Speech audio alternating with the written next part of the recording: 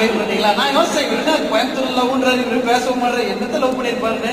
தேவையே இல்லை, நீங்க பேசவே வேணாம். 2 லைன் பாடி அப்படி வயல் எடுத்து உட்காந்தீங்கன்னா நானே பெண்ணா மாதிரி உங்களை காதலிப்பேன் சார். அவ்வளவுதான் வேற நீங்க.